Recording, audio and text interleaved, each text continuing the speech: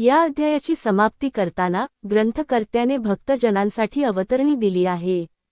ती पुढील प्रमाणे: पहिल्या अध्यायात ग्रंथकर्त्याने देवता स्तवन करून या अध्यायास कोण आधार आहेत याचे वर्णन केले आहे। दुसऱ्या अध्यायात श्री स्वामी कर्दळी वनात प्रकट झाले आणि भुवरी प्रख्यात झाले यांचे वर्णन केले आहे।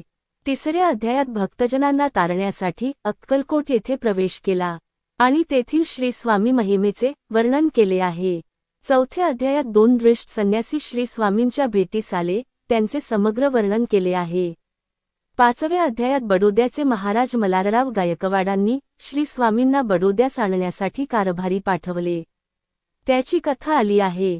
सहाव्या अध्यायात यशवंतराव सरदाराला चमत्कार दाखविला, त्याचे वर्णन केले आहे। सातव्या अध्यायात विष्णू बुवा ब्रह्मचारी यांची श्री स्वामी चरणी कशी श्रद्धा झाली याचे वर्णन केले आहे। आठव्या अध्यायात शंकर नावाच्या गृहस्थाची ब्रह्मसंबंधाची बाधा दूर करून त्याला दुःखमुक्त केले, त्यांचे वर्णन केले आहे। नवव्या अध्यायात त्या गृहस्थांनी बराच पैसा खर्च करून श्री स्वामींचा मठ बांधला, याचे वर्णन केले आहे। 10व्या अध्यायात चिदंबर दीक्षितांच्या कथेचे वर्णन केले आहे।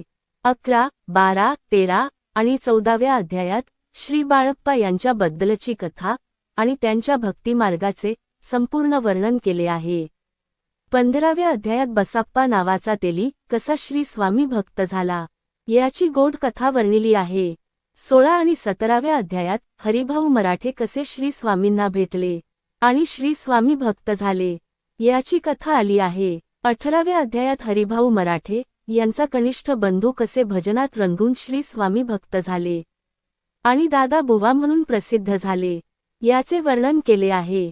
तर 18, 19, 20 आणि 21 अध्यायात असे वर्णिले आहे की आपल्या मात्या पित्यास वंदन करून ग्रंथ समाप्ती करताना ग्रंथकार म्हणतात, जर हा ग्रंथ कोणी मनात भाव धरून वाचेल किंवा श्रवण करेल त्यास आयुरारोग्य प्राप्त होईल, संपत्ती आणि संतती प्राप्त होईल, त्यांची कीर्ती वाढून मुखात सदैव सरस्वतीचा वास असेल, भवसागरास तरुण मोक्षाची प्राप्ती होते, तो सर्वश्रेष्ठ भक्त बनून विनयी बनतो, वृथाभिमान दूर होतो, असे कथन करून ग्रंथकार या कळसाध्याय म्हणजेच 21व्या अध्यायाची समाप्ती करतात।